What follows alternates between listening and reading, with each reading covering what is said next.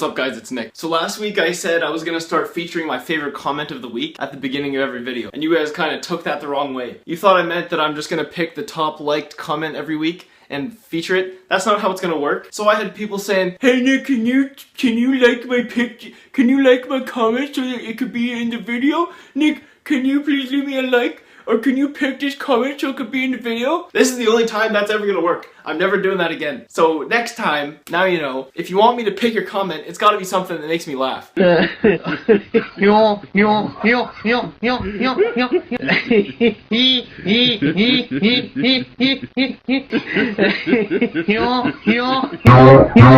me laugh at your comment and I'll feature it in the video. Someone else was saying they liked my new plant, my shrubbery. Somebody else pointed out that I always have a cough. I don't know why that is either, but I do cough a lot. You're not wrong. Many observations today. Did you know the room is gray actually? You know what? There's a door there too. But enough of that shit.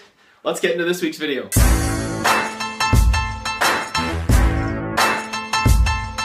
When you're in a relationship, studies show that you spend 97.6% of your time arguing with your significant other about literally nothing. And now when I say significant other or relationship, I'm not talking about these stupid ass kids that argue with their boyfriend and girlfriend and break up 4 or 5 times a week. In the day that they've been broken up, the girl changes her relationship status, puts a new profile picture with her boobs pressed together, her ass out. The caption's like, "No boyfriend, no problem."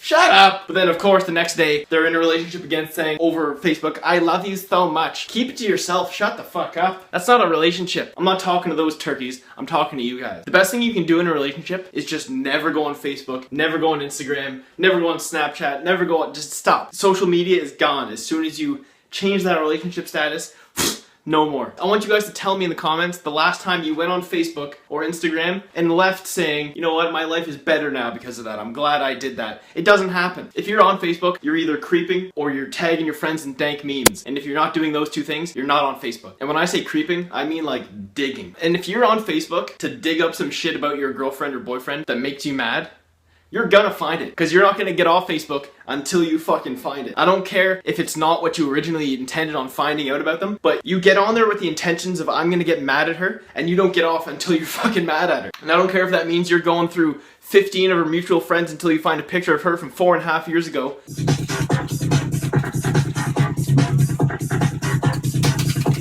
Standing beside a guy you don't even know. She doesn't even know him, but it's a guy. If you look in the comments, he said, "What a fun night, your girlfriend liked it." It's like, bingo! Bingo! Tag him and dang him! We got a fucking match! You went on there because you wanted to see what she was doing last night, but you found out that 4 years ago she was talking to a guy with the same sexual parts that you have, and now she's in the doghouse. Now you're calling her up. Who is he? Who? Who the fuck is Greg? I don't even know a Greg. You met him on March 13th, 2012. What do you mean, who's Greg?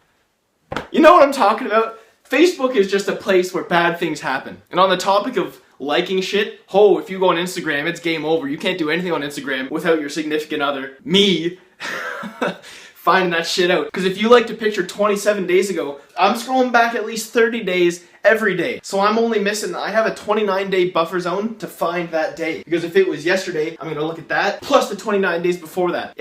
I'm gonna find it. I'm saying me, but I'm saying everybody. I'm not just talking about myself. So fucking relax. It's getting fucking hot in here. And while we're talking about getting mad about shit that happened in the past, let's talk about the past for a second. Couples always seem to get into the argument of, "I didn't know that you did this. I didn't know you dated him. I didn't know you had sex with him. I thought this was mine and your special moment. I thought this was your first time at the fair. I didn't know you went with your ex-girlfriend." Like, I didn't know it was a fucking big deal. Because it sounds like they want you to let them in on every secret you've ever had on day one. These are my parents who all of my ex-girlfriends have met, and they're not sure if they're gonna like you yet. This is my bedroom. A room where I've had sexual relations with many other women. Oh, you're not gonna wanna sit there. Some crazy shit happened there a couple years ago. I haven't cleaned it yet. You know what I mean? That sounds ridiculous. But we still argue with each other when you don't tell your significant other about shit that happened 3.5 years ago. Come on, people! Every relationship should be built on the premise of ignorance is bliss. I don't want to know what you did 3 years ago, because you're just gonna get mad if I tell you what I did 3 years ago, so why don't we just forget about it and just pretend it never happened? Doesn't that sound fantastic? It's really bright in here, sorry if I'm squinting a lot. Because the way you make it sound when you argue about shit that happened before, makes it sound like you shouldn't have said a word to a guy For 20 years, until I met you, you should have just sat in your room with a pillow over your head, waiting for the day that I meet you. That's not fair. She should be able to have fun and do things with other people and experience life before she meets you. Does that sound reasonable? Can't we all agree that this is how things should be? Here's one that really fucking gets me, okay? Hypothetical situations. How many times has it happened to you guys that your boyfriend or girlfriend asks you a hypothetical question, but that shit turns into an argument for like a week? You guys have been dating for 3 months. If you've been dating somebody for 3 months, you don't really know them that well yet, right? But then she hits you with this question: if somebody shot a bullet at me, would you jump in front of it and save my life, babe? So what do you say? What's the real answer? Fuck no. I've got a lot to live for, bitch. I'm not jumping in front of a bullet, dying. That's way too selfless. I'm not a hero. First of all, I probably don't have the coordination to jump in front of a bullet. I'd probably miss or just like trip on my way.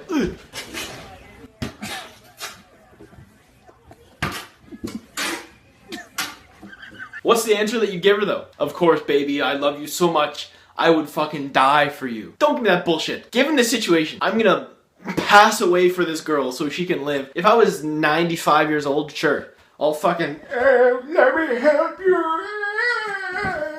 Sure, I'll jump in front of a bullet then. But only then. I have a lot more to live for. I have a lot of things I'm aspiring to. I'm not just gonna fucking end the road right here, say, nope, that was fine, we had fun. Why would I die? That's so permanent. Isn't death very permanent? Oh shit, I didn't like that sentence. Now I'm sad. Those are a few of the things that we argue about, relationship, people, some first world problems, if you will. I hope you guys can relate to what I was talking about. If you're enjoying what I'm putting out, I say this every fucking time. Subscribe, leave a like, share the video, help me get out there, spread the word so I can grow faster. I only have 260 subs. We need to get up to a number where I can sustain myself. I've made 31 cents from YouTube ad revenue so far. That's not a living. I've been doing this for a couple months now. Thanks for watching, guys. I hope you enjoyed. I'll see you next week. I'm Nick. Peace.